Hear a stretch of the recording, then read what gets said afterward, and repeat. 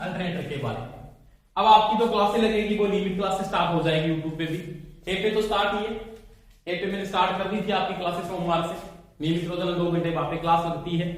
जिन बच्चों ने ऐप को डाउनलोड नहीं किया तो वो ऐप डाउनलोड कर लें, और टेस्ट सीरीज भी ऐप पे स्टार्ट कर दी गई है। तो सभी ऐप को ज्वाइन करें जितने हो सके आपको, और यूट्यूब को भी देखते रहें। यूट्यूब पे भी वैसे कोई समस्या नहीं आने वाली है। अगर आप ऐप ज्वाइन करा तो अच्छी बात है, वहां पे 2-2 घंटे की क्लासें रोजाना लगती है। बुधवार और शनिवार को प्रत्येक सप्ताह में 2 बार टेस्ट होते हैं, और 15 दिन के बाद एक मॉक टेस्ट होता है जो इसमें 100% लिए जाते हैं। आज अपने इसमें अल्टरनेटर में जो टॉपिक चल रहा था ना, उसमें अपने बात कर रही थी अल्टरनेटर की बात कर रहे थे। किसकी बात कर रहे थे? अल्टरनेटर में लोड की बात कर रहे थे। अल्टरनेटर में जो बात चल रही थी प्रत्यावर्तक के अंदर, उसमें अपने टॉपिक चल रहा था, इसकी बात कर रहे थे, प्रत्यावर्तक का फेजर की बात कर रहे थे। 8 लोग प्रत्यावर्तक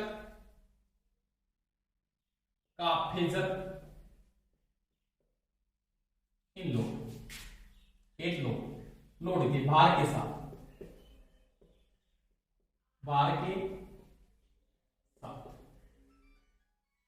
यानी जो फेजर की बात कर रहे थे, फेजर का मतलब इस पे जो लोड मेंटेन करके चलते हैं, जो लोड आप यहां पे यूज करते हो, वो किस प्रकार का लोड अपने डालते हैं, उसकी बात चल रही थी।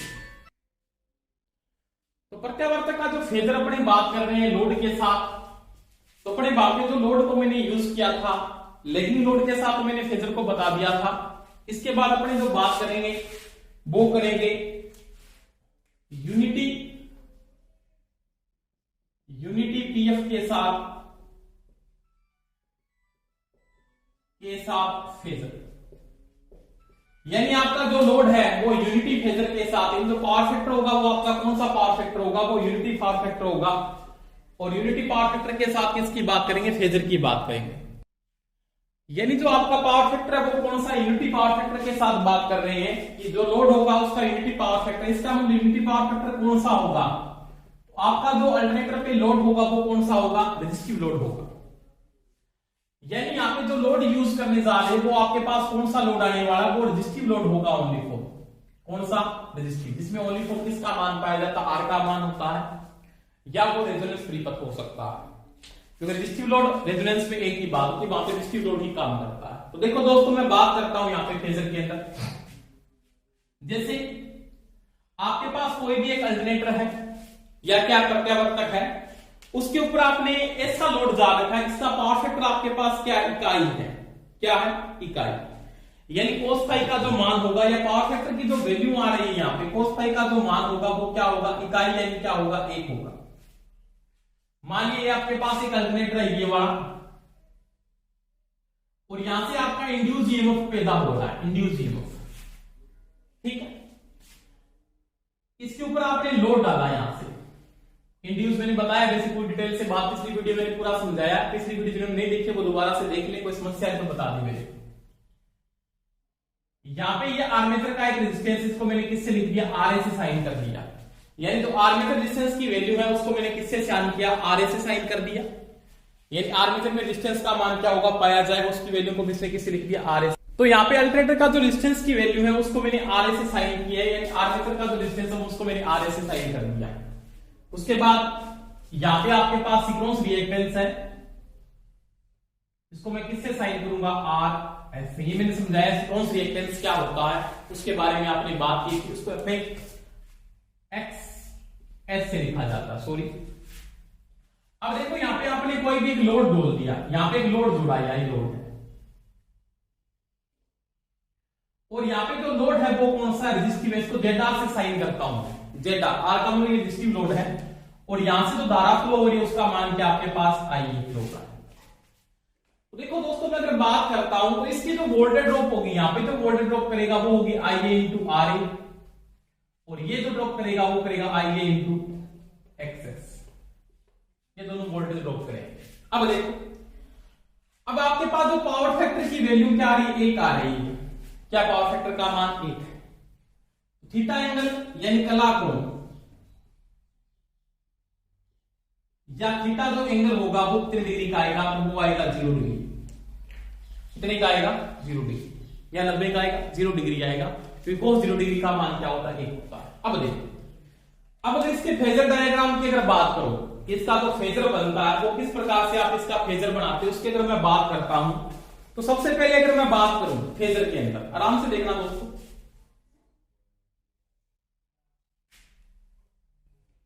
ये जो वोल्टेज है, यहाँ की वोल्टेज का मान आप किससे साइन करोगे, वो होगा आपकी लोड वोल्टेज को अपने किससे लिखेंगे, VL। क्या है V यहां पे क्या है, टर्मिनल वोल्टेज है, और टर्मिनल वोल्टेज के साथ I क्या होगा, इन फेज होगा। क्या होगा, इन फेज।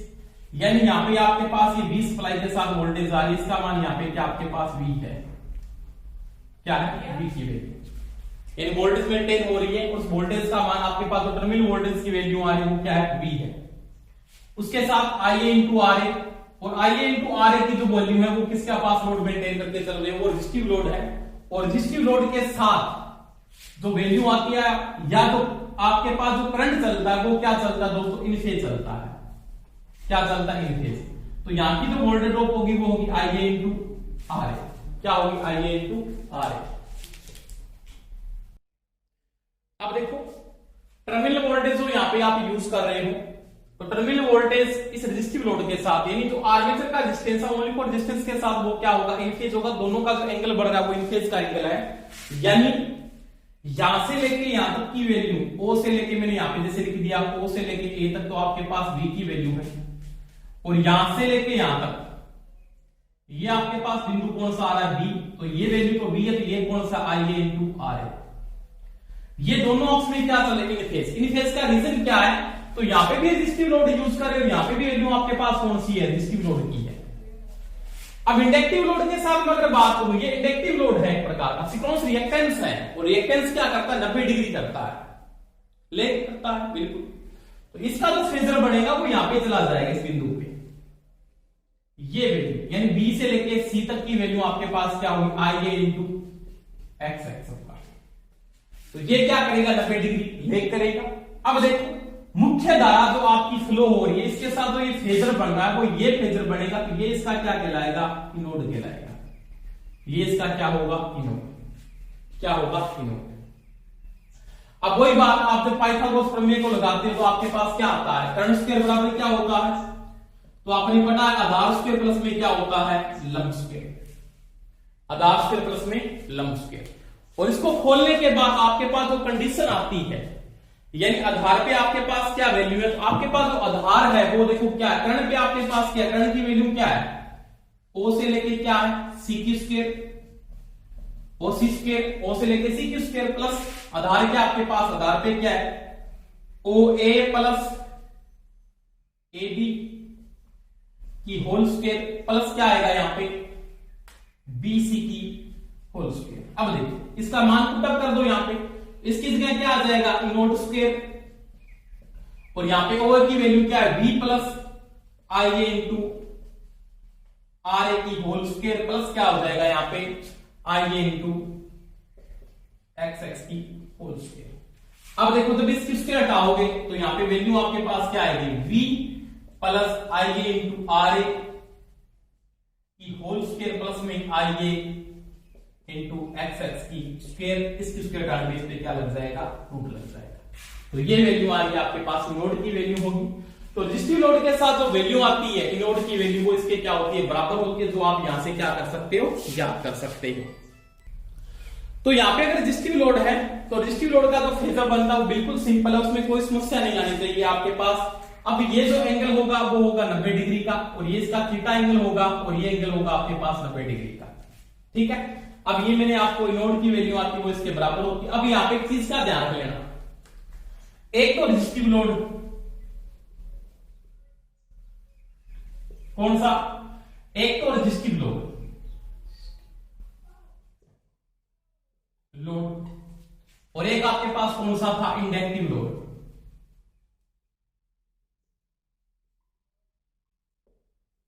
इन दोनों लोडों के अंदर एक चीज को नोट कर लेना दिमाग के अंदर ही, हमेशा ही इनोड की वैल्यू ज्यादा होगी किससे, टर्मिनल वोल्टेज से। ये चीज का ध्यान रखना, चाहे लोड आपके पास इंडक्टिव लोड हो और चाहे लोड आपके पास कौन सा हो, रेजिस्टिव लोड हो। इंडक्टिव लोड के अंदर आपके पास इनोड की वैल्यू यानी तो पेटा वोल्टेज की वैल्यू हमेशा ही ज्यादा होगी किससे, टर्मिनल वोल्टेज के, यानी तो टर्मिनल वोल्टेज का मान हमेशा ही कम होता है, किससे कम होता है, तो वो होता है दोस्तों किससे कम, तो वो होता है इनोड से। समझ में आ गई दोस्तों मेरी बात। इसके बाद अगर मैं बात करूं तो इसके बाद अपना जो अगले वाला लोड आता है वो कौन सा आता है, वो आता है लैगिंग पावर फैक्टर के साथ, वो बात करते हैं। बिल्कुल सिंपल है, उसमें भी कोई समस्या नहीं आनी चाहिए आपको। ये समझ में आएगा होगा फेजर, कोई दिक्कत नहीं होनी चाहिए। अब देखो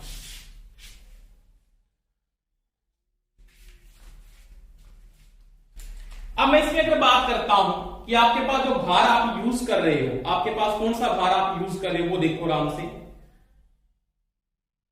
तो आप जो भार यूज कर रहे हो वो कौन सा कर रहे हो, लैगिंग लोड का आपने पढ़ लिया, रेजिस्टिव लोड का आपने पढ़ लिया, यानी आप रेजिस्टिव लोड और इंडक्टिव लोड के बारे में पढ़ चुके हो। अब अपने पढ़ेंगे किसके बारे में, कैपेसिटिव लोड के साथ, यानी लीडिंग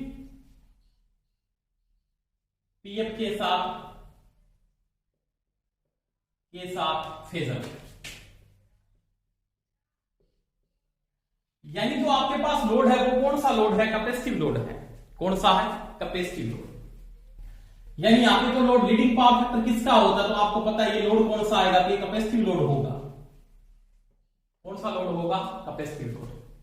इंडक्टिव लोड का मतलब होता है प्रेरकीय लोड होता है, और रेजिस्टिव लोड का मतलब प्रतिरोधी लोड होता है, कैपेसिटिव लोड का मतलब संधारित्र भार होता है। इसको बोल सकता हूं संधारित्र भार, एक ही बात है, संधारित्र भार।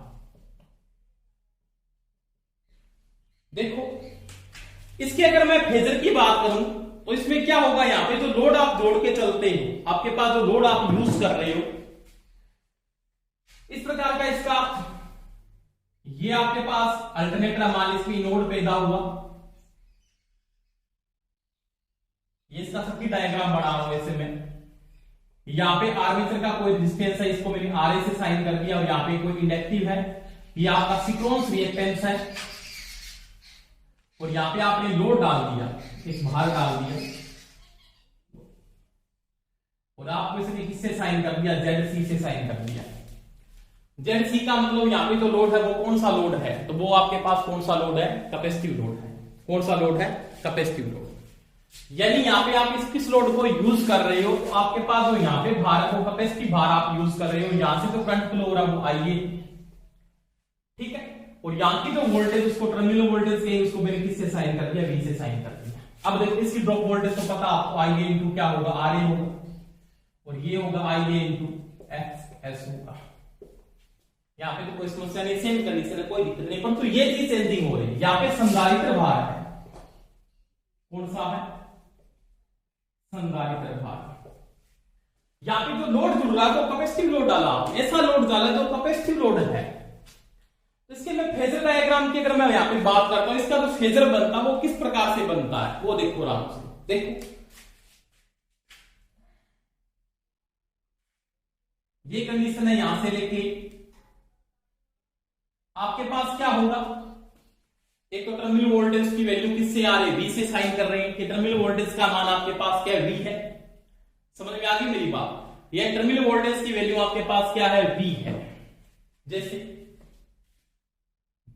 ये आपके पास यहां पे टर्मिनल वोल्टेज है वी, ये ओ लिख दिया मैंने। लीडिंग पावर फैक्टर के साथ जो धारा होगी, यहां पे जो करंट लेके चलती है, इसका जो एंगल आएगा वो लीड करेगा यहां पे थीटा एंगल के साथ।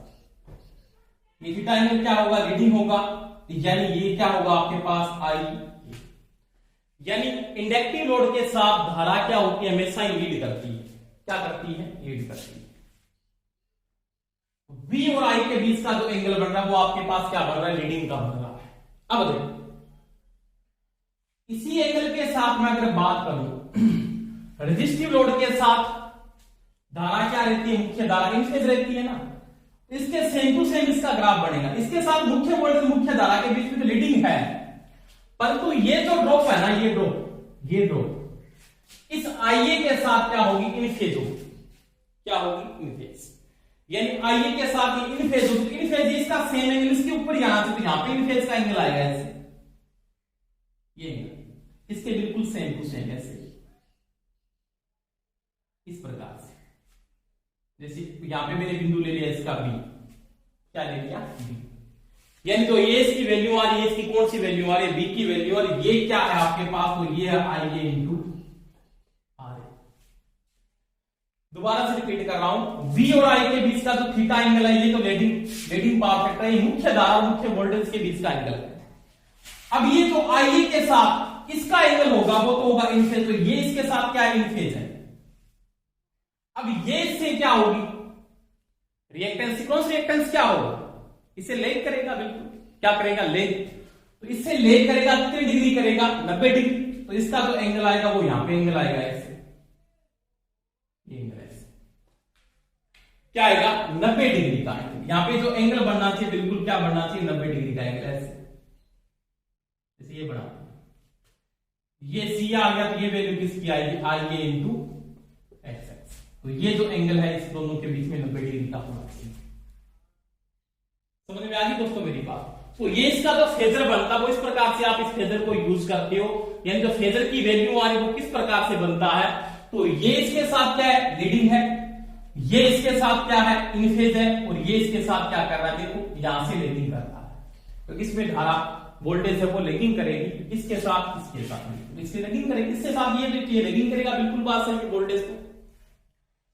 अब देखो ये जो वैल्यू आएगी इन दोनों के बीच में, जो ये वैल्यू आएगी ये वाला मान, ये वाला, ये इसका वेक्टर बनता है, ये इसका क्या कहलाएगा उस समय इनोड कहलाएगा, क्या कहलाएगा इनोड, तो यह वैल्यू होगी वो क्या कहलाएगा इसका इनोड होगा, क्या होगा इनोड। अब देखो इसका जो वेक्टर बनता है वो इस प्रकार से बन जाता है, ये वेक्टर, ये लाइन यहां तक आ जाती है ऐसे, खींच लो इसको मान, इसको खींच लो ऐसे, और ये 90 डिग्री का एंगल, ठीक है, तो ये इसका बनता फेजर यहाँ पे 90 डिग्री का। फिर आप आइसोमोस्फेयर में जब यहाँ पे लागू करते हो 90 डिग्री एंगल के साथ, तो आपके पास इनोड की वैल्यू क्या आती है वो आप यहाँ पे क्या कर लोगे नोट कर लोगे। देखो आराम से, आपने पहले भी नोट किया था इनोड का स्क्वायर बराबर में क्या पढ़ा था आपने, ये पढ़ा था v cos थीटा, जो मैंने करवाया था आपको किसमें लेगिंग पावर फैक्टर के साथ करवाया था, v cos थीटा प्लस में होगा IA इंटू RA, कैसे आएगा ये पूरा समझाया, लेगिंग पावर फैक्टर में आपको पूरा समझाया ये बात, उसके साथ प्लस क्या होगा इसका स्क्वायर प्लस आएगा, ये आपके पास जो वैल्यू आएगी v sin थीटा माइनस ये आ जाएगा IA एक्स, इसका हो जाएगा होल स्क्वायर। समझ में आ गई दोस्तों मेरी बात। अब देखो इनोड बराबर क्या हो जाएगा, फिर इनोड की वैल्यू इसका स्क्वायर आओगे, इसके पूरे पे लग जाएगा रूट, तो ये हो जाएगा v cos theta plus IA into RA का whole square plus v sin theta v sin theta minus IA into x, इसकी भी और फिर इसका बाद में क्या हो जाएगा, तो ये वैल्यू होती है इसकी नोड की। अब देखो लेगिंग और लीडिंग पावर फैक्टर में इतना ही डिफरेंस है, यहाँ पे पहले वैल्यू किसकी आ रही थी, लेगिंग में जो ये मान आ रहा था ना, लेगिंग में यहाँ पे जो मान आ रहा था वो प्लस का आ रहा था, अब यहाँ पे किसका आ रहा है माइनस का आ रहा है, और लीडिंग में यहाँ पे किसका मान आ रहा है माइनस का आ रहा है, तो लेगिंग होता तो यहाँ पे क्या था प्लस था। अब देखो अब इस वैल्यू में इनोड की जो वैल्यू आती है ना, इनोड की वैल्यू, इस कंडीशन के अंदर जो इनोड की वैल्यू है, इनोड का मतलब आपके पास जो वोल्टेज जनरेट हो रही है उसकी वैल्यू हमेशा ही लीडिंग पावर फैक्टर में क्या होगा कि ये वैल्यू इसके बराबर हो सकती है, इनोड की वैल्यू V के बराबर हो सकती है, पहली बात तो ये ध्यान रख लेना लीडिंग पावर फैक्टर में। दूसरी बात V का मान इनोड वोल्टेज से टर्मिनल वोल्टेज का मान ज्यादा हो सकता है पैदा होने वाली वोल्टेज से, इसमें तो ये only for leading power factor के साथ ही हो सकता है, लेगिंग पावर फैक्टर में कभी नहीं होगा। किसमें हो सकता है लीडिंग पावर फैक्टर। समझ में आई दोस्तों मेरी बात। तो लीडिंग पावर फैक्टर का ये फेजर बनता है, तो ये चीज का ध्यान रख लेना। अगर लेगिंग पावर फैक्टर में कभी भी ये नहीं होगा, लेगिंग पावर फैक्टर में नोड ज्यादा होगा हमेशा V से, चाहे पावर फैक्टर आपके पास लेगिंग है और चाहे आपके पास क्या है यूनिटी है। ये दिमाग में इंपॉर्टेंट चीज है। तो ये मैंने बात की थी, एक लोड है आपके पास, तो फेजर आपने बात की यूनिटी पावर फैक्टर का और लीडिंग पावर फैक्टर का। अगर लीडिंग पावर फैक्टर में अगर ZC यूज करें तो लीडिंग पावर फैक्टर है यहाँ पे, अगर यहाँ पे आपके पास इकाई पावर फैक्टर तो वहां पे कौन सा रेजिस्टिव लोड लगा हुआ है, अगर लैगिंग पावर फैक्टर तो वहां पे इंडक्टिव लोड लगा हुआ है। 3 प्रकार के लोड आप यूज करते हो अल्टरनेटर पे। किस प्रकार का लोड आप डाल रहे हो वो वैल्यू मैंने यहाँ पे क्या की दोस्तों बात की। 2 प्रकार के लोड आप यूज करते हो अल्टरनेटर में, कौन सा इंडक्टिव लोड डाल रहे हो या कौन सा डाल रहे हो कैपेसिटिव लोड डाल रहे हो। समझ में आ गई बात मेरी। इसके साथ वो क्वेश्चन भी पूछ सकता है आपको इस प्रकार से, कोई भी प्रकार का क्वेश्चन अपने आगे करेंगे जब फेजर की बात है, जिसके न्यूमेरिकल आएंगे तब अपने उसकी बात भी करेंगे। मैं दोबारा से इसको रिपीट कर रहा हूं, फेजर आपके नहीं समझ में आया दोबारा से। ये आपके पास क्या थी, मुख्य धारा और मुख्य वोल्टेज के साथ जो एंगल था वो रीडिंग का बनाया, ये V और I के बीच का एंगल है। समझ में आ गई मेरी बात। ये I और V के बीच में मैंने रीडिंग का पावर फैक्टर बनाया। उसके बाद मैंने बात की थी कि मुख्य वोल्टेज इसके साथ मुख्य धारा से इसकी, ये रेजिस्टिव लोड है क्योंकि आर्मेचर का जो रेजिस्टेंस है वो रेजिस्टिव लोड है, उसके साथ इसकी वोल्टेज क्या होगी इन फेज, तो दोनों को मैंने इन फेज के साथ बना दिया। अब ये क्या करेगा इस वोल्टेज से 90 डिग्री, तो ये 90 डिग्री का एंगल बन रहा है क्योंकि इंडक्टिव लोड के साथ BL आ रहा है तो BL यहां पे ही जाएगा ना, इसके साथ 90 डिग्री का एंगल बना। तो आपने BL में पढ़ा है, तो क्या आपने ये पढ़ा है पीछे वीडियो में जो मैंने ऐसी थ्योरी में आपको कंप्लीट करवाया है कि VR और BL के बीच में एंगल ये बनता है इससे। समझ में आ गई मेरी बात। तो वही बात है यहाँ पे 90 डिग्री से मैंने साइन किया, 90 डिग्री जा रहा है, वही बात आपने यहाँ पे इसको यूज किया, जो फेजर आपने यूज किया एक प्रकार से। अब देखो इसके साथ ये नोड की वैल्यू हो गई। अब इसका जो फेजर बनता है अंतिम कंडीशन में, ये इसका फेजर बनता है। यहाँ पे जो आपने पाइथागोरस प्रमेय लगाया, इसको जो हल किया है उसके बराबर था। तो ये कैसे वैल्यू है, तो मैंने इंडक्टिव लोड में आपको समझाया, पूरा डिटेल समझाया। तो वो क्यों लिखा, साइन क्यों लिखा, वो बातें मैंने इंडक्टिव लोड के तहत करवाया, इससे पिछले वाले वीडियो में आपको समझाया। तो ये लीडिंग पावर फैक्टर के साथ फेजर आपकी बात की थी।